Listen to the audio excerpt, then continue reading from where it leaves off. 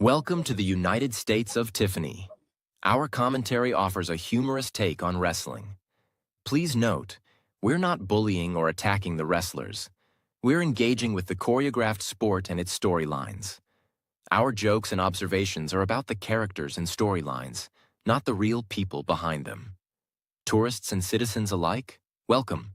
Enjoy the show, and remember, it's all in good fun.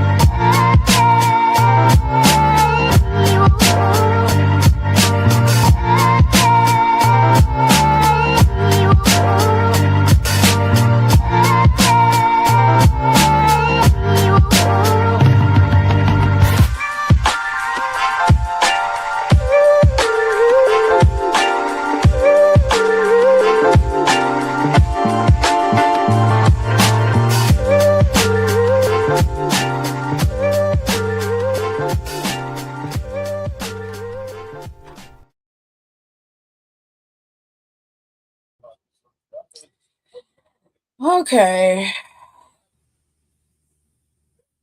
Look.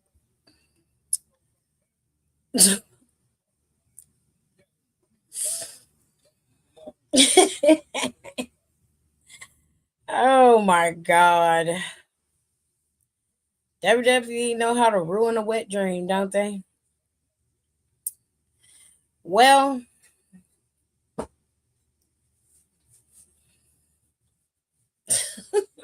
I don't even know what to say.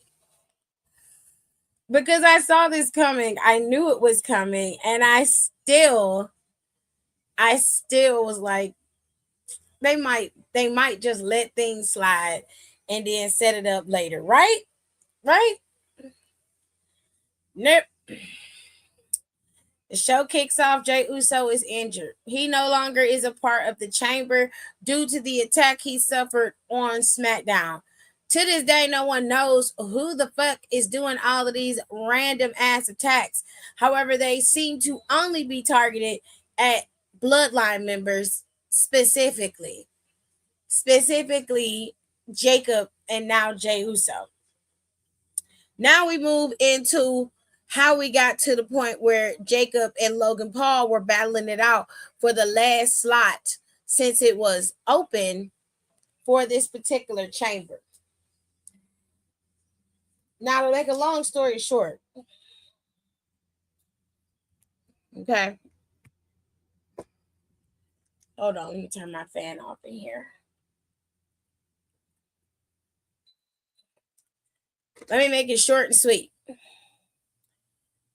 Jacob went to Nick and told Nick to put him in the chamber. He said that Drew McIntyre is continuously costing him opportunities at his championship, even though he claims he did not take out Jacob Fatu or knock his teeth down his throat.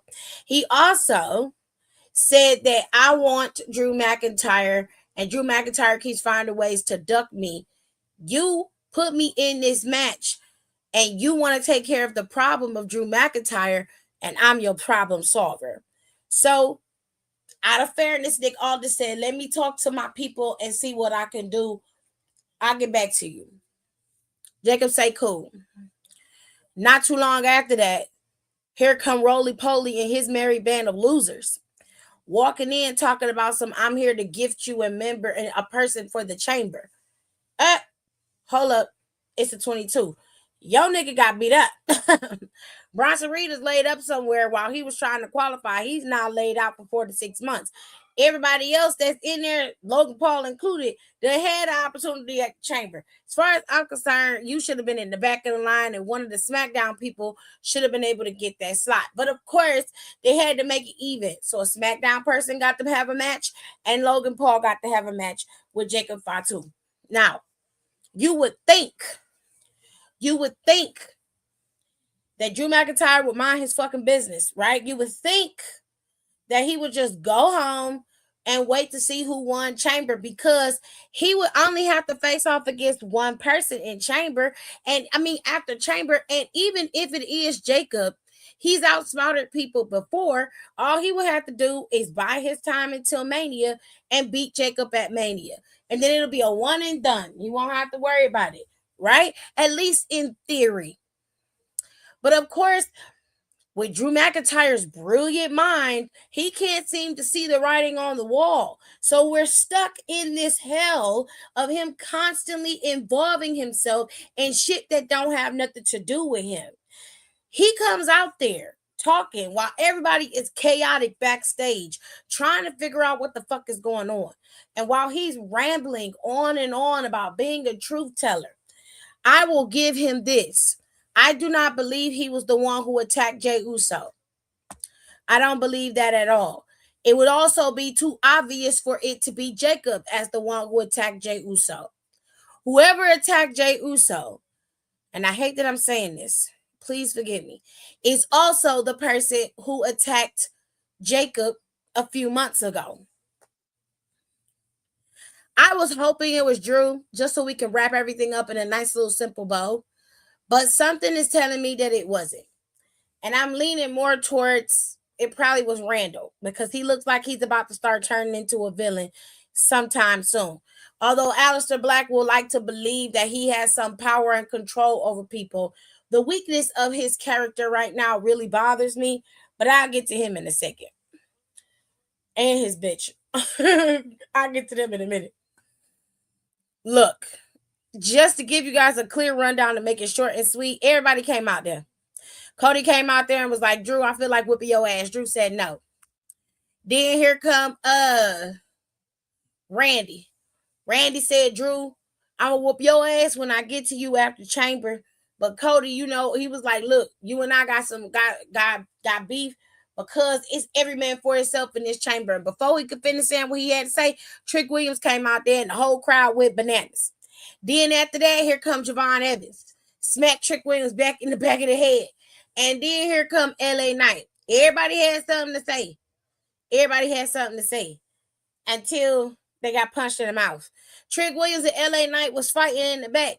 And then my nephew Javon got RKO'd in front of everybody. Now the last two people standing was Cody Rhodes and Randall Keith Orton. Now in my opinion, Randy should have at least attempted the fucking RKO. But some sinister shit is going on here. Okay? I ain't been able to quite put my finger on it. But I feel like shit is about to get ugly. It's about to get ugly in these streets. But we gonna wait and see, because I have the strangest feeling that not only is Drew McIntyre going to have to defend his championship in a fatal four-way at WrestleMania against Randall Keith Orton, Jacob Fatu, and Cody Rhodes. Whoever wins the Chamber is irrelevant. All four of those men, including Drew McIntyre, will be competing at WrestleMania. You mark my fucking words. Now, after all that, we move on.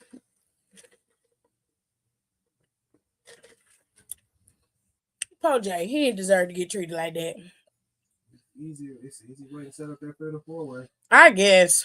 You know what I mean? Because Randy and Cody are in it. Let them be the final two. No.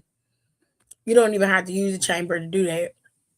You can to make it easy, but you don't have to.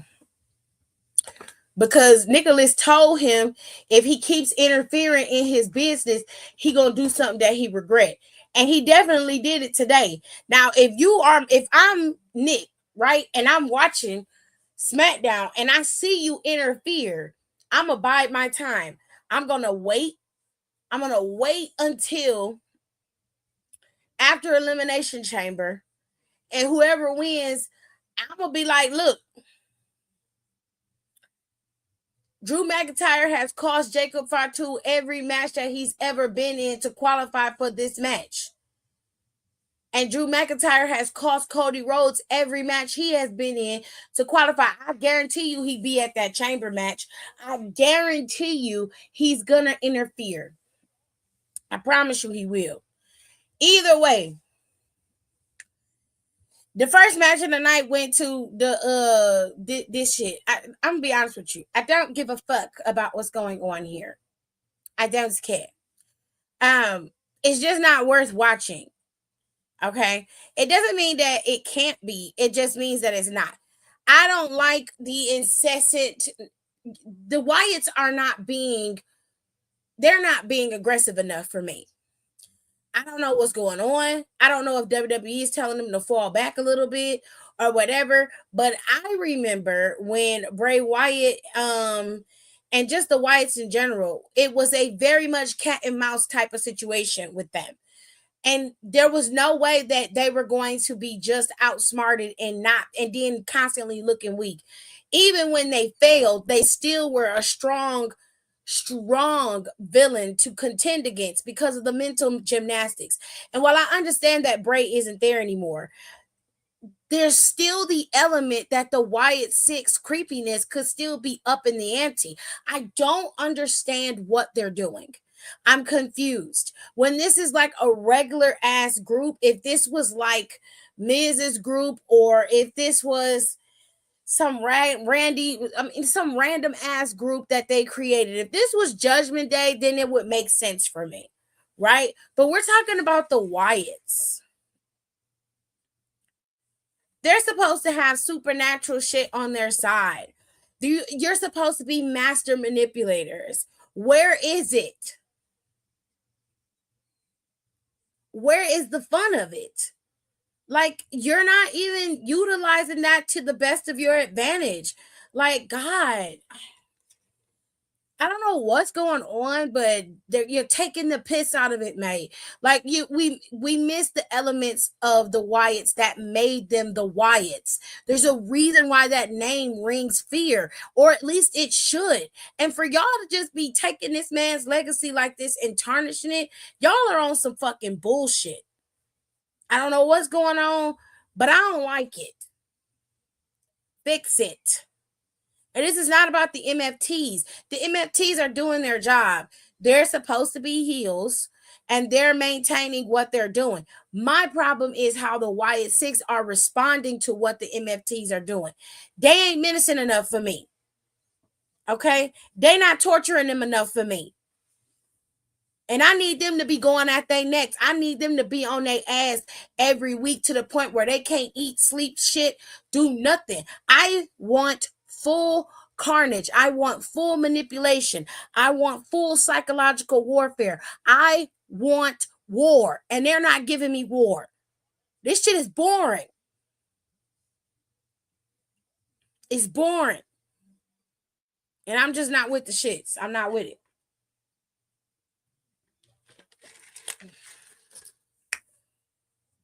Now, Uncle Howdy won the fucking match.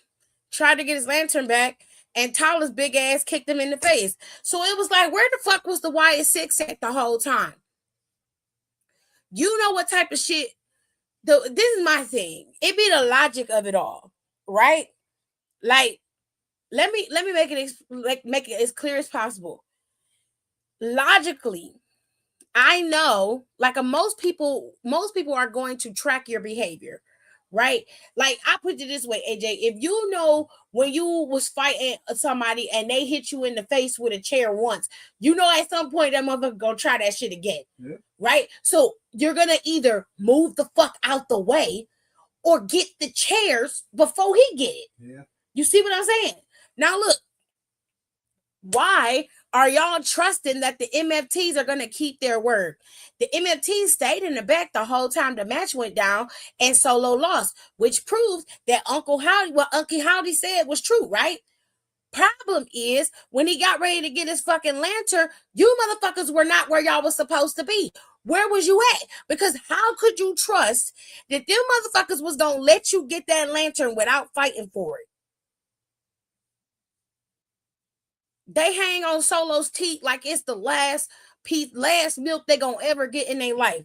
You are a damn fool if you think that the MFTs are not somewhere hiding, waiting for the opportunity to protect their leader. You're stupid. You should have known better. You should have known better. Like, come on. And I do. I want problems. Give me chaos. Do something. But you're saying, like, what are you doing? You legit sat there and let that man take your shit in your face. Not only that, but this man has been taunting you with your deceased brother's legacy this whole fucking time. And the only thing y'all could think to do was to run out there and run on the barricade and just sit there while they walking away with your shit. Oh my gosh.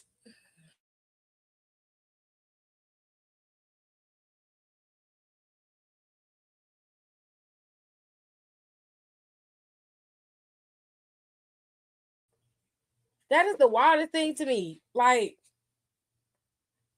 ugh, I hate it. Anyway, Uncle Howdy won, but the Wyatts still don't have a lantern. And they seem lost. And I guess that's the point. Because they don't have a lantern, they lost.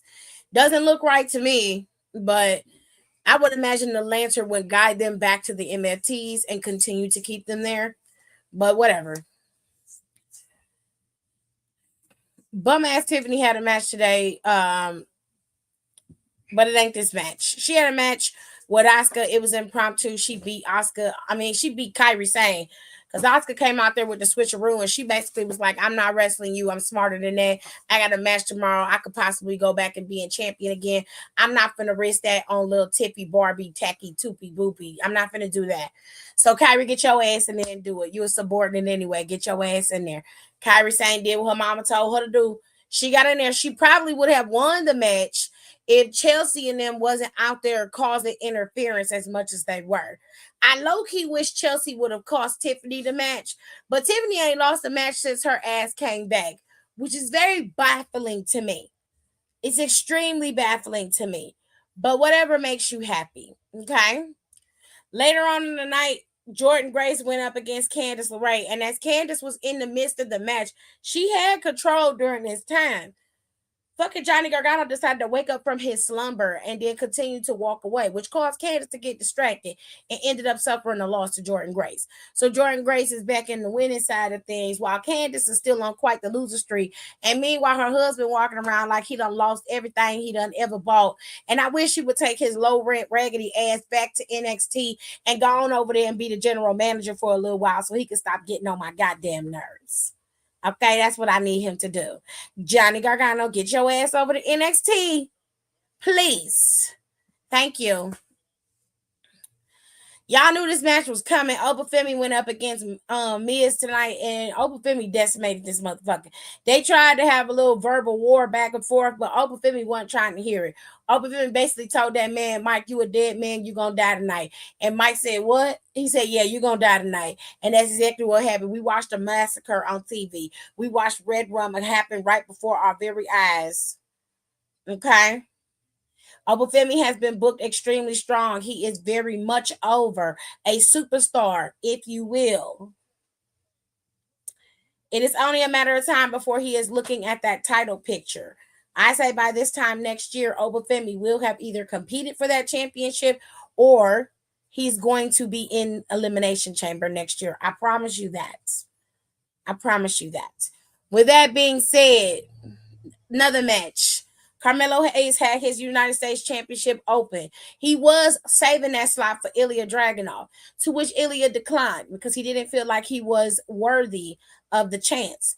And Carmelo's like, look, I've been giving you this opportunity 2 weeks in a row, and you keep squandering it. What the fuck is going on? And he's like, look, I don't think that I've earned it. I've been on quite the loser streak. I just lost a title last week. I'm trying to recover and get myself together. You need to go out there and be him. You need to go out there and be the guy. He was like, I don't need no pep talk.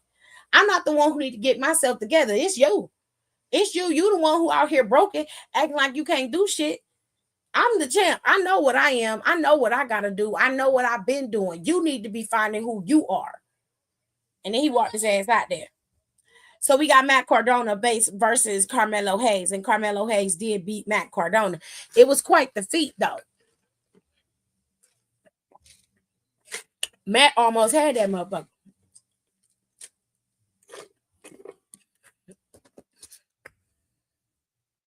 So it was a fun time watching. Now, we had a few backstage segments. The box is still backstage, and a lot of people are still conspiring and trying to figure out who the fuck is in this box. They don't know who's in the box. Now, my homegirls over on the podcast, Alexis and Nicole, they think it is former AEW star Danhausen. Now, if you've never seen Danhausen, I won't spoil it for you, because if he pops up in that damn box in Chicago, bitch, all hell gonna break loose. But a lot of names have been spoken as to who could be in that box or what could be inside the box. Jericho was another name that was thrown around. And given the fact that we have seen that he's under an ironclad contract, I say that term very loosely, it seems as though it is very possible that the box could have any number of people in it. But it looks like the surprise is going to have to wait until Chicago. And that's when we'll find out who's in the box, if anybody's in the box. With that being said, we also had to run into Samuel. Samuel seemed to be going through it lately. Okay, he's very rattled, very frazzled. He went up to Jacob Fatu and told him, congrats on your opportunity. But if I'm being frank, one could assume that you probably was the one who attacked, Jay Uso. I mean, it was not too long ago that you was in a match. I was in that match with you. I lost that match with you. And Jacob Fatu was just like, he like, where are you going with this? And he like, Jay Uso gets attacked. You ride with him in the ambulance and come back, and you on 1,000 and you go talk to Nick, and all of a sudden you get an opportunity to get an elimination chamber. He said don't take no motherfucking genius to figure out that it possibly could have been you. He said, now, what's T? Jacob, like, you better watch what you say. The next word that come out your mouth, you better choose them words very, very carefully. He said, look, I'm just calling it like I see it. He said, you want to get your hands on Drew? You're not the only one. I want to get my hands on him too. He ain't just cost you a match. He cost me a match too. Jacob was like, cost you a match. You got cost a match? Really? Because I don't think he Claymore'd you. He Claymore'd me. He Claymore'd Cody. But he never touched you. And if you ask me, it sounded like and it looked like he was trying to save your ass so you could win the match. That's when Samuel said, Ruggy?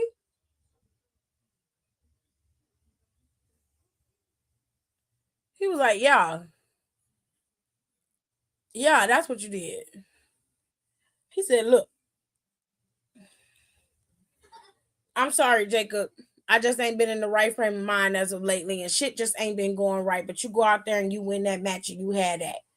Now, Sammy trying to recover, but it just seemed like this loss that he suffered to Drew McIntyre at Saudi is really fucking with him. And instead of him dealing with the internalized demons that he keeps letting speak for him, he tends to put his foot in his mouth.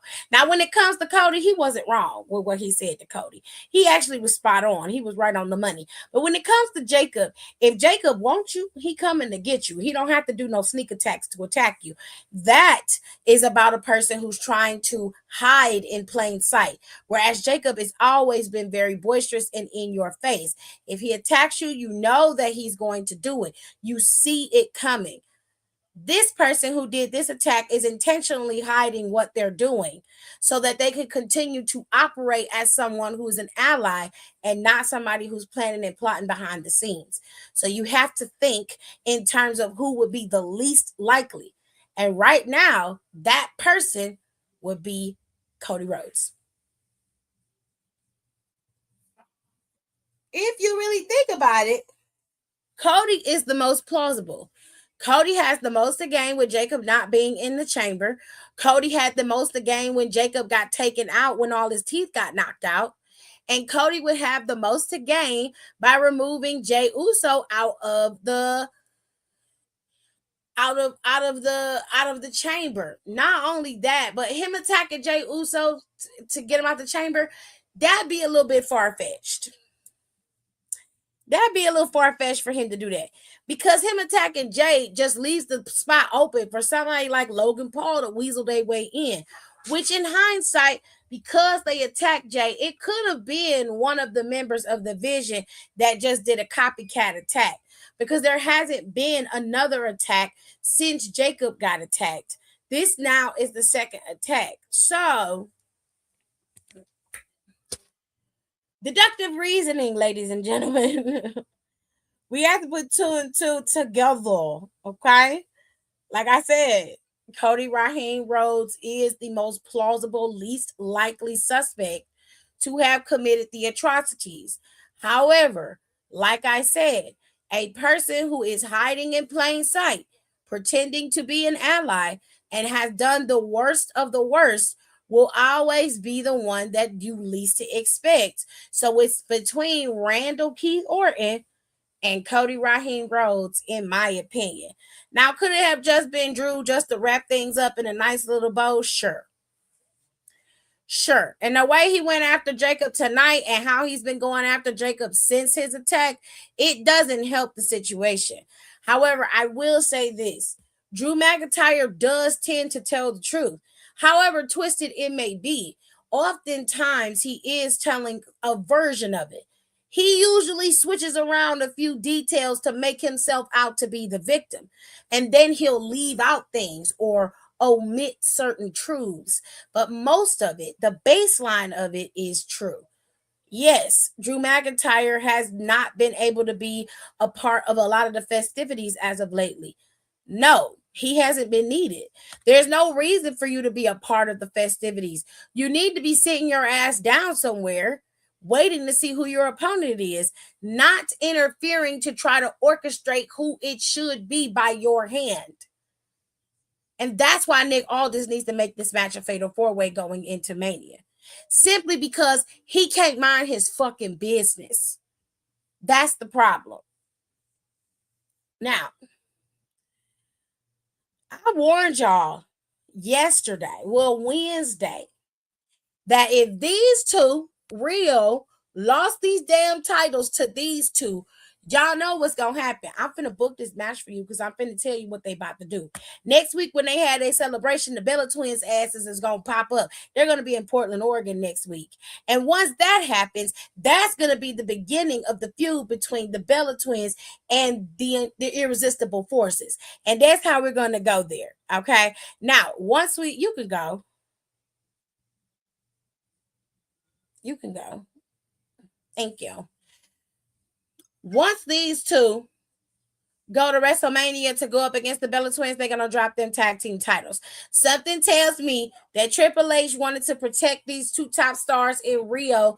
They had them drop the titles to Lash and Nia so they could just drop them at Mania. I know it's happening.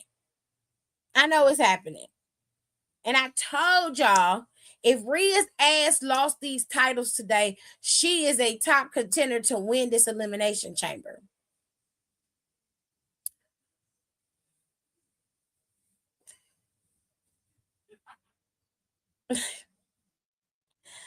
Now, am I forgetting anything?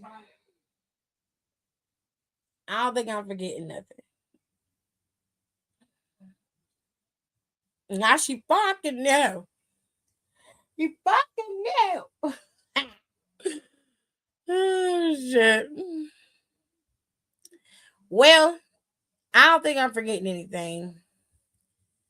Logan Paul beat Jacob Fatu because Drew McIntyre involved himself in the finish. He hit Jacob Fatu in the face with his belt. Match is over. Logan Paul is the one to replace Jey Uso. I hate the fact that Logan Paul is in Elimination Chamber again. I don't really care for Logan Paul at all. I'm not interested in watching him in Elimination Chamber. I was interested in Chamber before because it was a nice mixed bag of people. But now I don't fucking know. I don't know. I'm just tired. And there's only so much defending you can do. Elimination Chamber is tomorrow. It starts at 7 p.m. Eastern Standard Time. If you're in Chi-Town, it's more than like or on Central Time, it's more than likely going to start at 6 p.m. They are going to have a kickoff show or a pre-show rather that they're going to run through these matches and run them down into the ground. I don't like watching those shows because they irritate me. So we're not going to watch the pre-show or the kickoff. But if you care, CM Punk is facing off against Finn Balor for the World Heavyweight title. And I predict, obviously, that CM Punk is going to retain his championship going into WrestleMania to face off against one of his greatest adversaries in Roman Reigns. Then we have the women's Intercontinental title match. Becky Lynch is facing off against AJ Lee. AJ Lee has been coming after Becky Lynch for months.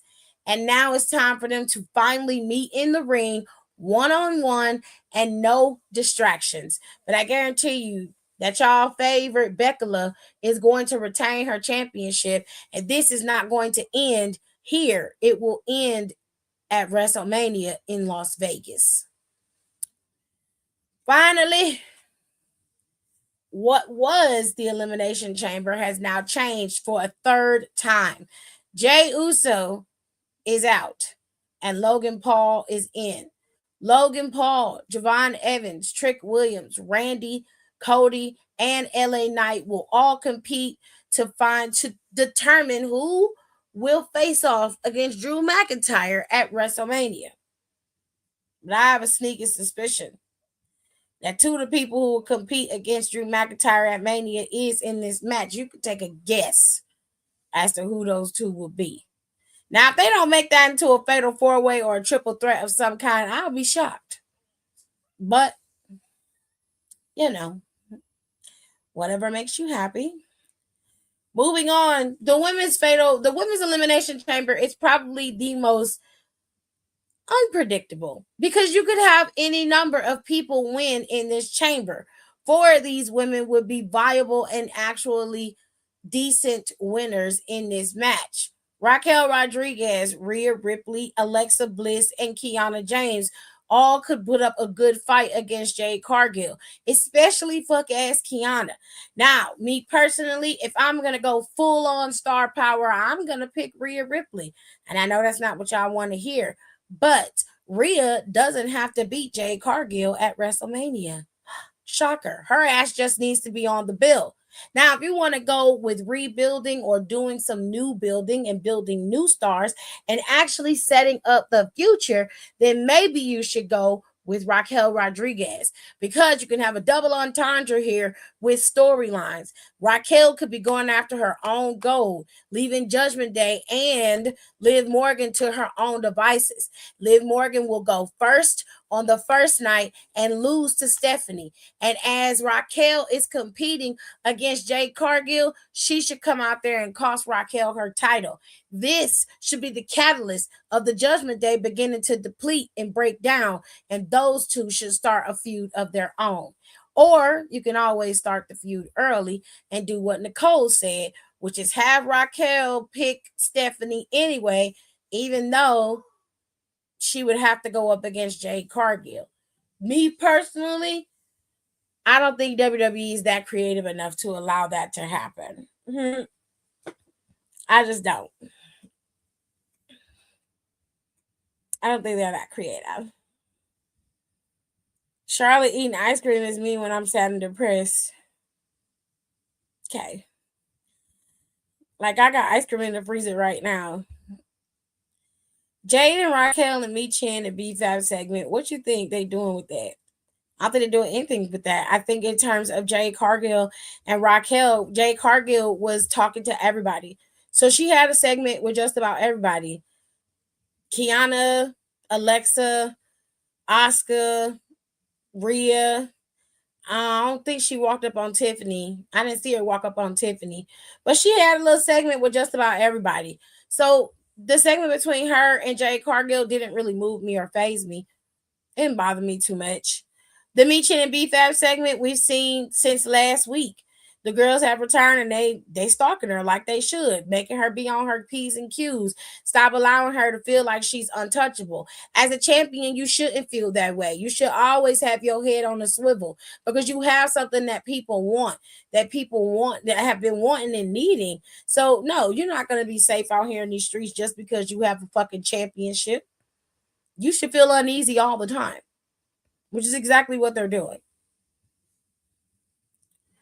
They do not possess the vernacular to make that happen. It ain't even the vernacular, it's just the balls. They need the cojones. They don't have them. And they're not pulling the trigger on a lot of things because they don't think things through. And they don't have a backup plan for things either. But one thing they have done and one thing they do right is NXT. Stand and Deliver has been announced that they're going back to St. Louis, and Saturday, April 4th, Stand and Deliver will be its own entity, which means NXT will stand on its own, no pun intended, rather than anchoring WrestleMania. That's going to be a very interesting time. However, there is a PLE before Stand and Deliver. Class, would you like to know what that PLE is? I'm going to tell you anyway. The PLE is Vengeance. NXT Vengeance is March 7th, which is literally next fucking week. It's next Saturday. We got back-to-back PLEs, ladies and gentlemen. Anywho's these. NXT Vengeance Day is March 7th, and Tatum will face off against Izzy Dane for the last time for the NXT North American Championship. And I hope that crazy bitch get that title from that girl, because Izzy's a boring-ass champion. And I didn't see this on Tuesday, but it looked like Lola Vice has decided to revise her underground match because that is what's happening between Kaylani and Lola Vice. Lola Vice is gonna be the one who has the upper hand in this match. And I love you, Kaylani, but you need to get your ass whooped. You've been terrorizing this woman and she didn't do shit to you. Everybody else kicked you out the locker room, and I don't see you going after none of them hoes. Jada Parker was right there. She was one of the main ones stepping on your shit. You didn't do that to none of the other girls. None of them, including some of them Evolve girls. I ain't seen you going after Nikita's bum ass and nobody else, but you decided that Lola was going to be your main target. You decided that she was the one that had to suffer the wrath. So I hope that in that underground match, you get your ass tore up. Do you hear me? I hope you get every bit of the ass whooping you have earned and deserved. Okay? I hope you get it. And I don't have the infographic for right now, but I will get it later. Ricky Saints will go up against Joe Hendry for the NXT Championship. So, we shall see. Okay. We are tired. We are tired, babe. It is inevitable. Now, next week for NXT, we got a couple matches. The Speed Tournament has 2 new contenders. Okay, for the women. Ren Sinclair is going up against Nikita's stupid ass. And Izzy and Tatum are probably going to have a contract signing or face off again next week. And NXT Women's title match. Jacy Jayne got a back-to-back title defense. Bitch, I'm surprised. She facing off against Zarya. Now, something tells me Zarya is going to get her ass whooped either during this match or she's going to get her ass whooped before the match, because Sol Ruka got to get her lick back at some point. She tore your ass a new one last week. Anyways, the tag team title, the tag team champions, and the current Evolve champions, all of them got bad haircuts, is facing off against Hank and Tank and Shiloh.